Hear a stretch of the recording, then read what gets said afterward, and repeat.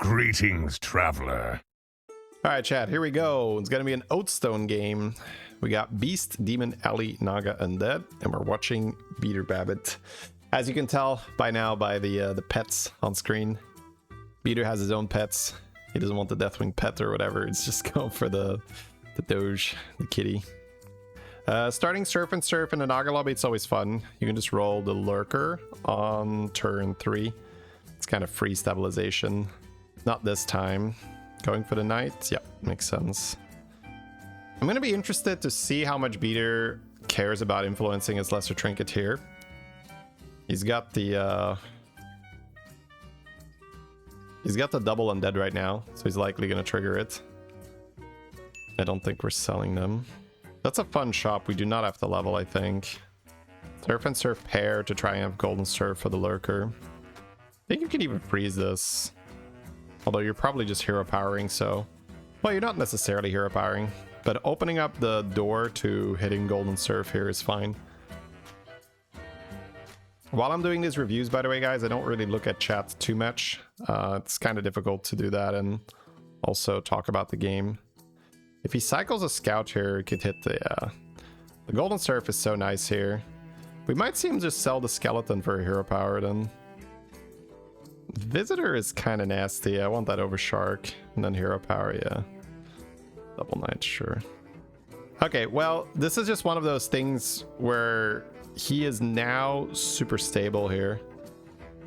So being able to do this in the current meta is really important. Now, obviously, this is a high roll. You're not always going to be doing exactly this.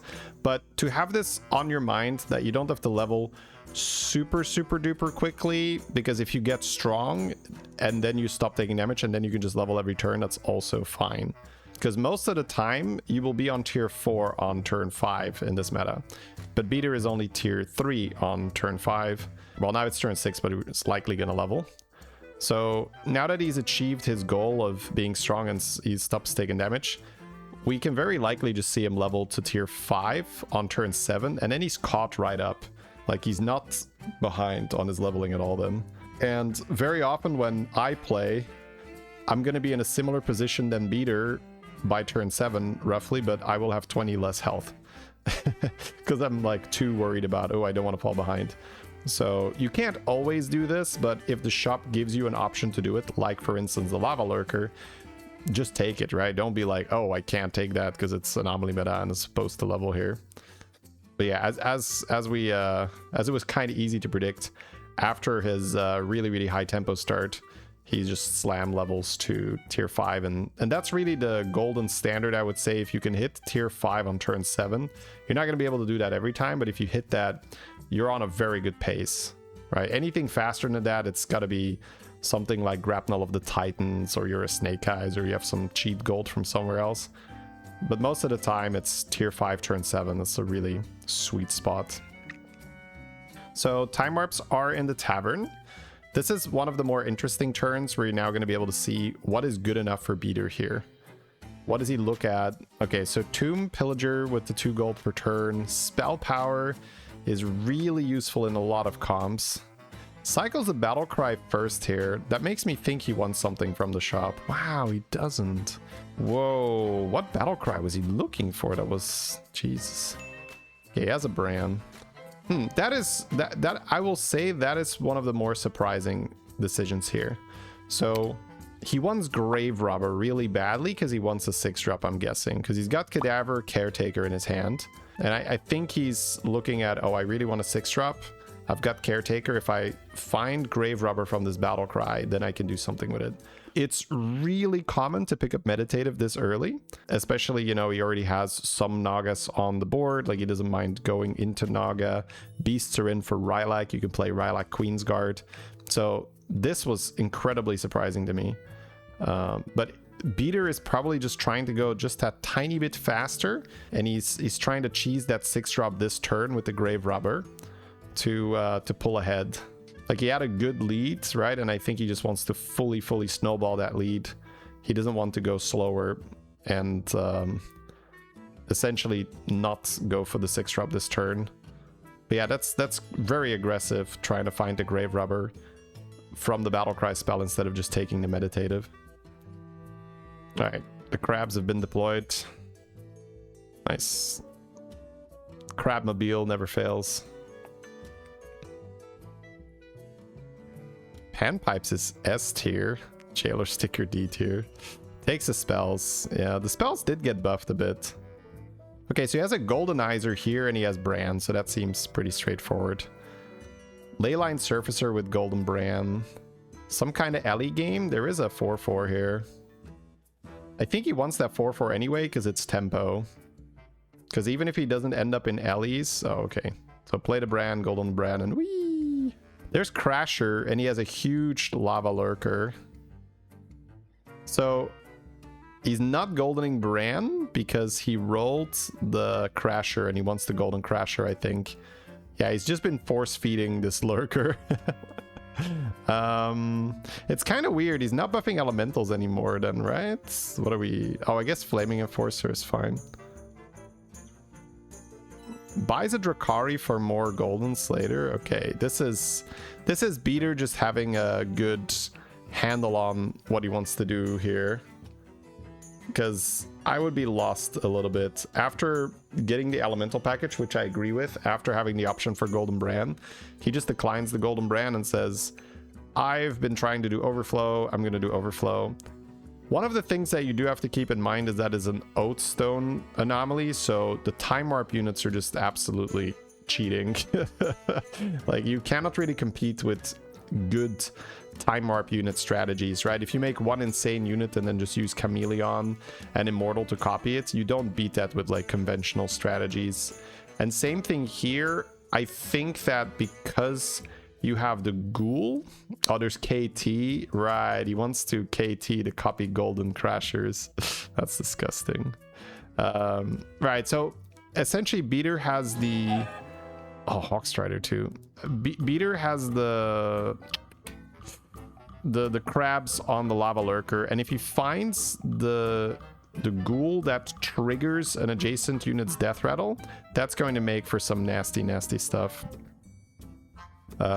So yeah, not goldening that Brand is probably going to pay off, as much as I hate saying it. So yeah, the buffs are just going to get wasted here. Yeah, I agree. Just get that out of hand. We're not playing Ellie's anymore. Yeah, finding Kel'Thuzad is quite a big one. Ooh, gets Nagas here. I'm not sure if he was aware. Imp, you can buff that. Man, there's going to be so many things here that he has to pay attention to. Okay, he's actually going to farm a little bit of Rylak on the side. This is so classic Beater. Such a classic Beater. Oh my god, the random spells did not do too well. He's taunting the Lava Lurker for now because he cannot afford it not dying.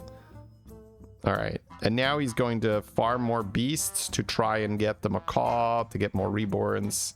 But this is so beautifully navigated. This is where it's so tough to keep your head above water and be like, okay, what is it that I'm actually doing?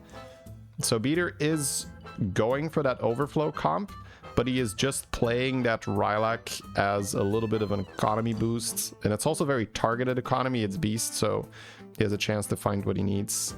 He's going to walk away with no damage here. That's huge. That's fantastic. There's Immortal, right, which is generally good, but I don't think it fits for what he's trying to do. His hand is full, so the spells are backlogged, but it's really cool that they fixed that. They used to just be gone. I was like, oh, no hand space? Tough, so you're not getting your spells. That's what used to happen. But yeah, Beater generally just wants that Titus. The Kel'Thuzad is really cool because he managed to reborn his Crasher. And now that he has Drakari, it actually lines up incredibly well. It's going to be full golden on everything because playing the Drakari will not only make the Kel'Thuzad put 2 Golden Crashers on the board, he will also get 2 Goldenizers in his hand. So that's for Titus. He could even throw it on that Macaw if he really wishes.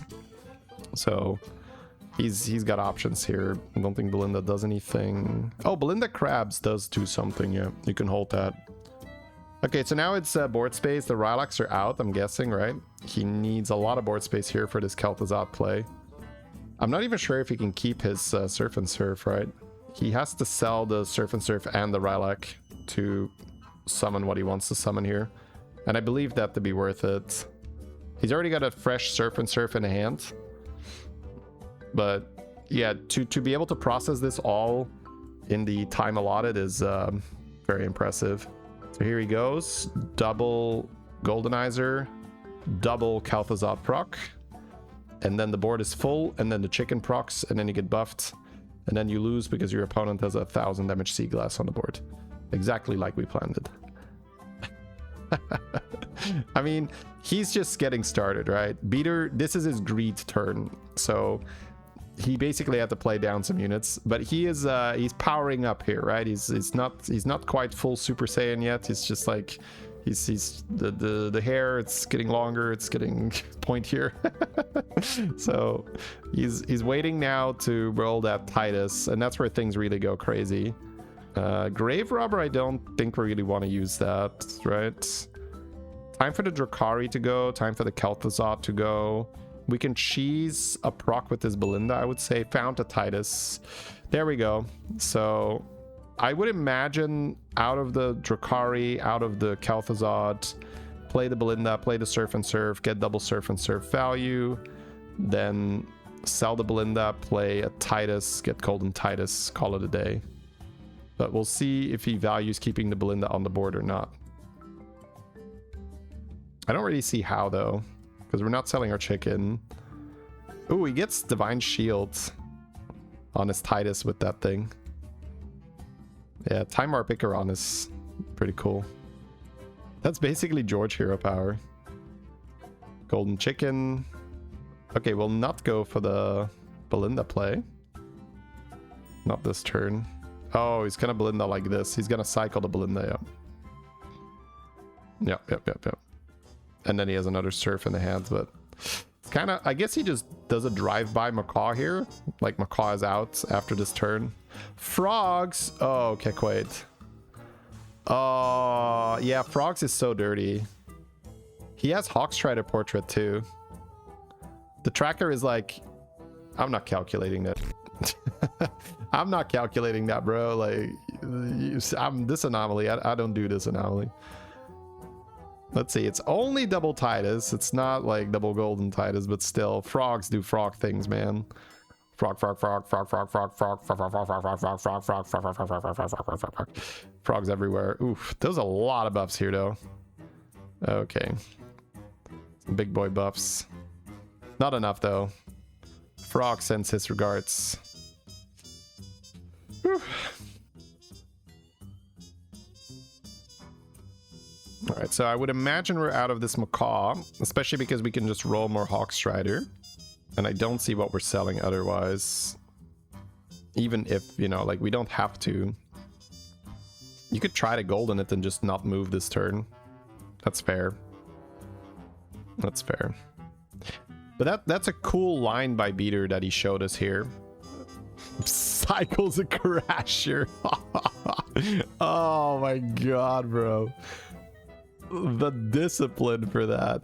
Jesus. Holy shrimp.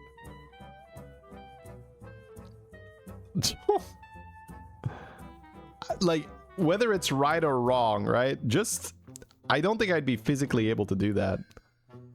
He just looks at his board and is like, yeah, I think you're out. So I just wanted to, did he even play another Surf and Surf with that? I think so. He must have, right? Taken the opportunity for a surf while he was doing that. Another Titus. I mean, you do have the chicken chameleon. Oh, that's just going on the Golden Titus in the back, right? Yeah, Jesus. But the chicken needs to be behind the chameleon. That's something I've... Oh my god, this is starting to get crazy! So he did find the ghoul. So... Oh, man, what's this positioning? So, ghoul... Oh, it's another chicken. Like, what is happening, Chad? What is happening? Okay, so he cycles another Surf and Surf. Someone in chat says, is it not a complete throw to not take frogs? The way people ask questions, it's always so nice, right? Aren't you just like completely throwing here by not going frogs? I get it, right? It's like kind of a valid question. It's just the way people ask it. Beater buys a blaster because he wants to... Oh, this guy's also frogs. Wait. Okay, I was gonna say he wants to blaster the frogs, but the George is like, surprise, Ribbit. Ribbit sends his regards. Okay, so we are getting massive stats here, but frogs. But if we don't take 27 here, we're fine. Frogs, you generally are able to kill the Titus, right? Now everything's shielded because it is George. So, yeah. He does have that Gilded Rose thing, but that only deals damage to beasts, right? Yeah. Look at these buffs, chat. Oh my god, this is start of combat. So many triggers. I love how we have Chameleon for Golden Titus, and we're just like, eh. Don't need to play it. G is still proccing, right. Look at these just Catacomb Crashers going crazy. I'm still so shell-shocked by him so casually selling one of his golden... Oh, Titus lives. 27. The chicken dies though. We're good. Chicken's a lot of stars. Holy stats, bro. Yeah. Frog in this anomaly is very good. But Beater's got a little bit of a trick up his sleeve with the blaster. Excuse me. Normally, the thing you're afraid of is that the blaster gets sniped and you can't blast enough. But because you have chicken, that's not really a concern. Chicken is just like the higher end macaw, where you don't have to worry about actually attacking. We see him sell the Catacomb Crasher now, and that has two reasons, right? Number one, the stats don't really matter too much in this matchup because you either stop the frog combo or you don't. If you do not stop the frog combo, you lose. You're not going to outstat it. But the other reason is that his board is already big enough that he doesn't have to be worried about the blaster killing his own board. So that's such a nice quality of life thing. He also has to be worried that his blaster doesn't die too fast as well. Oh, look at it. Look at that beautiful... Look at how much damage. He's just frying the Titus, right? Oh, the Titus dies. Oh, everything gets blasted, bro. The Tess sees her nice first place disappearing in a bunch of dynamite. Yep. Jesus, again, just for good measure. Now, he doesn't wipe the whole board, but the Titus is dead, so it doesn't matter. And now he still gets some buffs, too. Because the blaster is dead, so the guy triggers on the lurker. All right, that's so satisfying. You haven't seen that in a while, yeah. So if you're ever wondering, man, how do you beat Frog? That one. It's very, very effective. Because frogs, sometimes they buff their Titus to like 2020 or something, right? But Beater is blasting like hundreds plus damage. Like your board needs to be more than 100 because he has the... Oh wait, Flak Tree? He's getting a buff from the blaster then too. That's funny. I would just pick up some buffs for this blaster. Reborn on Ghoul. Yeah, that's funny. Yeah, I like just picking up buffs for blaster because you're just trying to make it not die, right? Yeah, so he wants the Ghoul to be next to blaster and only blaster. He doesn't want it randomly triggering the lava lurker. Bombs away! Yeah, here we go. I hope you're ready, buddy. Your divine shields are not going to be enough this time. Here we go. Whee! You can see how much damage he's dealing because the health goes in the negatives here. The Titus is on negative 46 health, negative 64. It's going to be like more than negative 100. Yeah, about 100, yeah. So negative 100 damage. And the blaster is still alive, so it's going off again. Bro, he's wiping the board without attacking. This is hilarious. Yeah. He killed his first two boards without attacking. Yeah, and this is really what it looks like when you're just high level and you just understand the counters, right? It's like, oh, he's got frogs. That's fine. I'll just blast him.